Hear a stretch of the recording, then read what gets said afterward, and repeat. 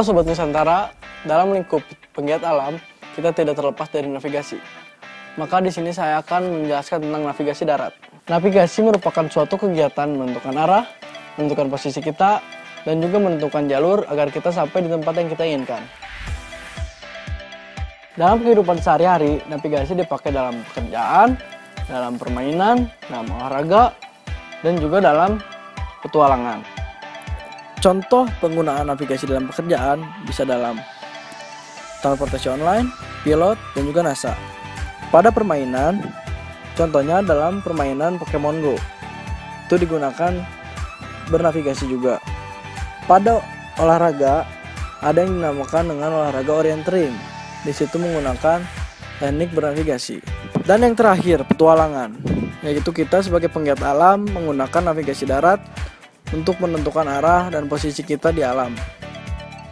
Kali ini saya akan menjelaskan beberapa aspek mengenai ilmu dan peta kompas, khususnya pengenalan terhadap teknik serta alat yang digunakan dalam bernavigasi. Dalam bernavigasi, kita jelas membutuhkan beberapa alat penunjang untuk membantu kita dalam melaksanakan teknik bernavigasi.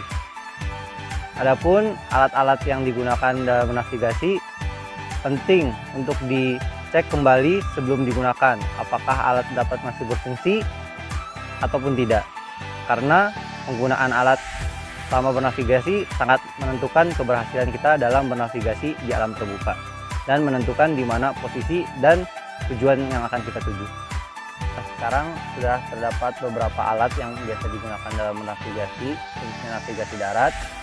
Bisa dilihat di sini ada GPS, peta, kompas, ada rumor dan protaktor, serta ada contoh alat tulis.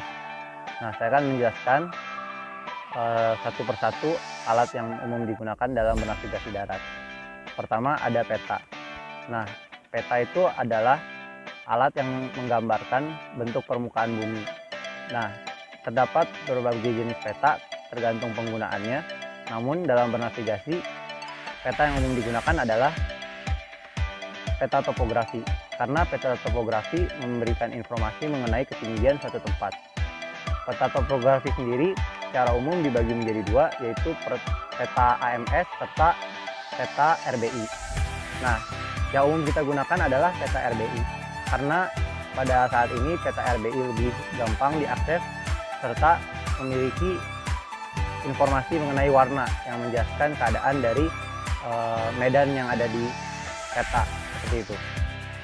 Ini adalah contoh peta RBI. Bisa kita lihat ada legenda, judulnya, kemudian di sini ada gambaran dari peta itu sendiri.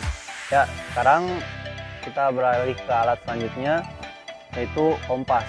Nah, dalam bernavigasi darat kita umum menggunakan dua jenis kompas, yaitu kompas bidik dan kompas faceplate.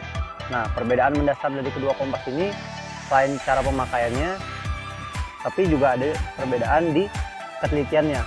Kompas bidik memiliki ketelitian derajat sebesar 5 derajat, sedangkan kompas baseplate memiliki ketelitian derajat sebesar 2 derajat. Jadi secara umum kompas baseplate ini memiliki akurasi derajat yang lebih tinggi dibandingkan kompas bidik ini. Oke. Sekarang kita beralih ke alat selanjutnya.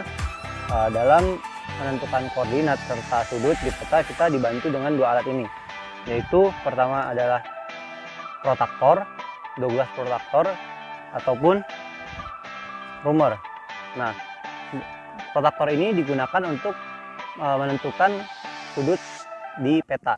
Nah, sini kita bisa lihat ada garis-garis yang menunjukkan derajat sudut di peta, serta ini rumor. Rumor adalah alat yang digunakan untuk mencari koordinat atau menentukan koordinat kita sekarang berdasarkan hasil resection ataupun dari GPS. Itu. Nah, kemudian alat yang dapat kita gunakan dalam bernavigasi darat adalah GPS. GPS merupakan singkatan dari Global Positioning System, merupakan alat yang digunakan untuk mengetahui posisi kita ataupun melakukan tracking. Nah, GPS ini merupakan alat yang berbasis satelit. Jadi penggunaan alat ini dibantu oleh satelit untuk mengetahui posisi serta melaksanakan tracking selama berkegiatan di alam terbuka. Nah, kemudian alat yang terakhir dan tidak kalah penting adalah alat-alat tulis. Nah, alat-alat tulis ini kita gunakan untuk menandai serta menggaris garis di peta dalam bernavigasi, sehingga kita bisa menandai posisi di mana kita sekarang ataupun tujuan di mana kita akan bergerak.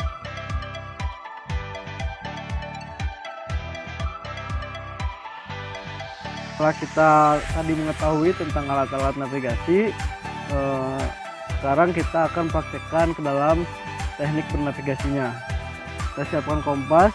Yang pertama kita itu sebelum melakukan langkah-langkah selanjutnya, utarakan peta terlebih dahulu agar kita dapat melihat bentang alam yang di peta dan yang sesungguhnya itu sama. Ayo sekarang kita utarakan petanya dulu ya.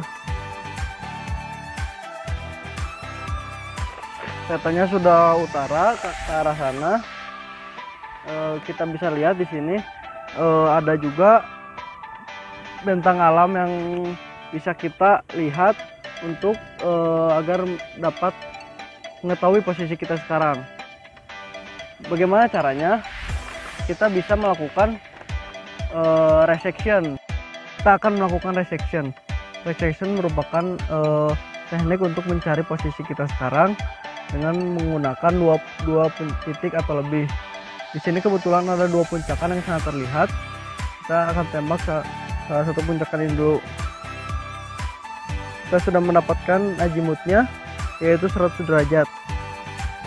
Dan berarti back azimutnya ditambah 180 menjadi 280. Setelah itu kita tembak puncak yang satu lagi.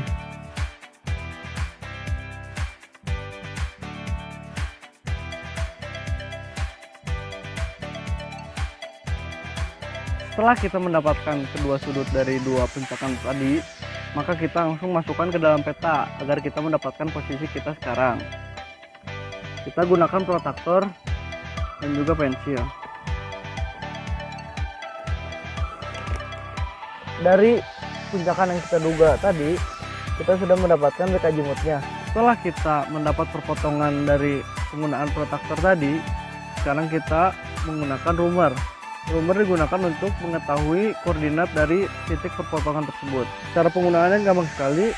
Ini ruler, kita tempelkan pada perpotongan yang tadi.